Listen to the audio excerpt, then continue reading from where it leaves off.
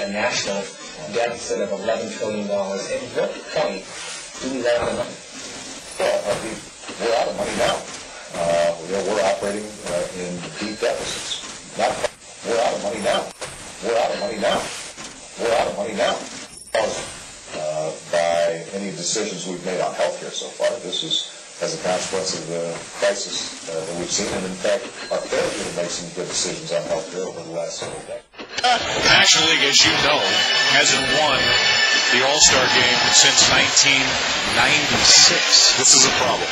No bailout plan, though, in place for the National League. It's not, man. We're out of money. We're out of money. We're out of money.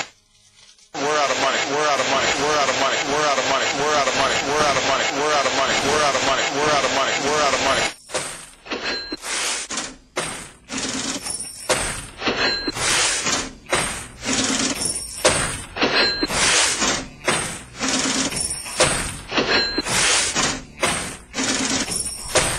Hey, welcome back to the American Ideal Radio Show, where the government is out of money. That's the president. Yes, that is your president saying twice, Memorial Day weekend, to C-SPAN. Whoever listens to C-SPAN, and number two, well, besides, well, I'll let him answer that question.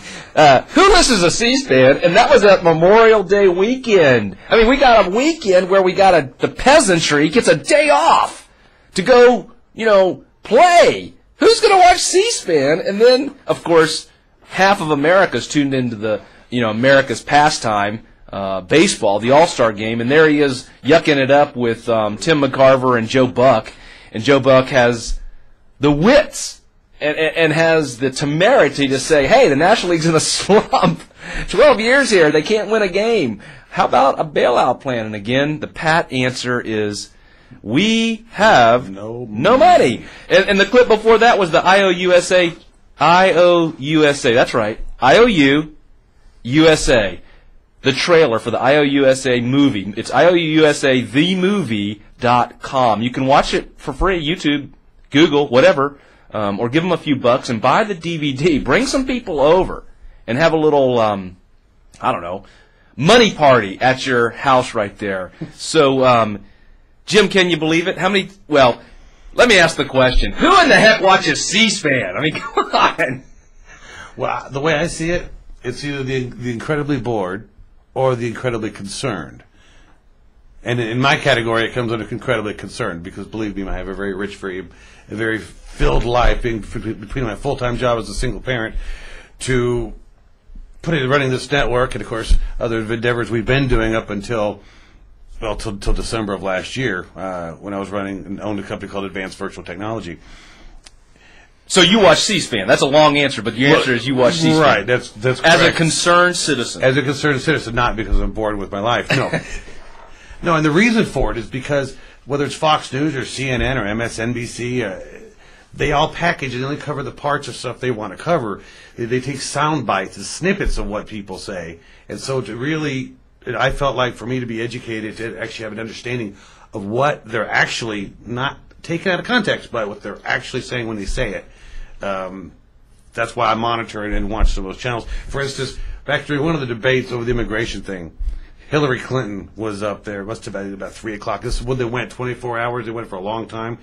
All through the night, they brought in cots. Remember that? Remember they brought in the cots? Oh yeah, they spent the night in Congress. Right. Exactly. Yes. Whew, we wouldn't want to have to make them work overtime. No. Hillary looked like she was ridden hard and put away wet that night. She was on about 3 o'clock in the morning. I'm sure she chose that time so she could speak, and no one else, other than a few crazies, and we're paying attention to it. In fact, I don't have the clips with me today, but that is something I've been broadcasting on JimLongForPresident.com. Some of these different sound bites, but not taken out of context. See, again, that's part of the media. That's the big part of the country is our watchdog, which is supposed to be the media. ABC, NBC, CBS. His names ring a bell? Anybody? People we used to trust. I mean, when Walter Cronkite, who recently passed away, came on, we trusted. We believed. And I thought, without even going to Zogby or Rasmussen polls, we all know that trustworthiness Not so much. Not so much. In fact, during the break, we were looking up some poll numbers, and they're not as high as they used to be for President Obama, are they? No, he kind of. I think if you look up the dictionary under "dropping like a stone," you'd see his, see his face on that rock headed toward the bottom.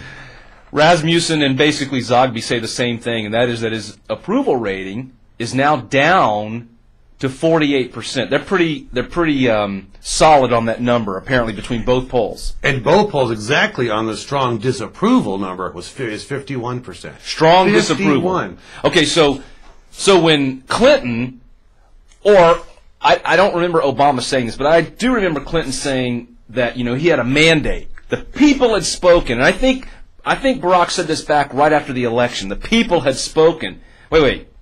What happens when 51 have said, whoa, time out, we're not interested in it? Does that mean the people have spoken then? How can we never, the banners don't go up, right? The flags, we don't have the bugle calls when the American people go, oh, whoa, wait a second, guy, we ain't interested anymore.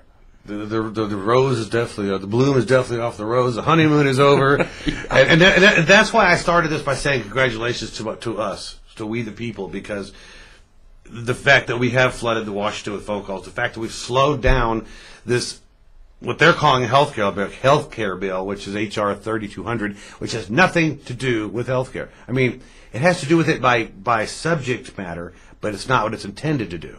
It's not what it's intended to do. And to go back and just get an insight, for those of you that don't know how Mr. Obama, which is, by the way, Barry Soetoro, didn't actually win his first election in the Illinois Senate. Aha. You know okay. that? No, I didn't. Come on and school me, as they say. There were 3 other competitors, challengers, nominees during that election, and Mr. Barack Obama, actually found ways to get them disqualified and taken them out of contention for the election. In other words, instead of going up at a campaign head-to-head, vote for me, here's why. Don't vote for him, here's why. He actually found technical reasons and ways to get them thrown off the ticket to begin with. So on voting day, there was no one to vote for except for him. That's a great way to win an election, by the way, if you're listening. Remember Cheers? Yeah. Woody Harrelson? That's how he got elected. Well, there you go. Okay. All right. So is shenanigans going on when he first got elected? Shenanigans going on now that he's elected. I love the. We'll pull this up for the next break, but the ghost of Tennessee Ernie Ford singing gosh, I can't remember the name of the song. Stimulus Blues is by Lance Brown. We'll play it again, and in that. Yeah, it talks about this kind of thing. You're concerned. You're looking at this from a guy who says, politics? That's dirty business. Politics? That's ugly business.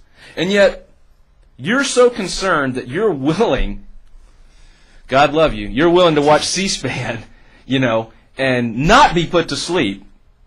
But that to actually listen to what they're saying and then to document it. You have, on JimLongForPresident.com, put some links to the actual bills themselves so Americans can know exactly what's on the bill. Exactly correct. And so you are becoming very studious in this. You're concerned about the direction of the country.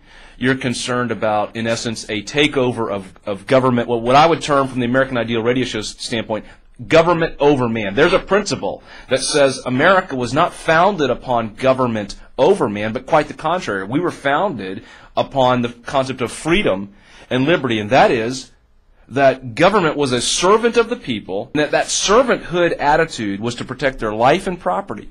And that was pretty much it. Now, if I violated you, or I violated your property, you had an entity, you had an authority figure to go to, namely government, to right that wrong.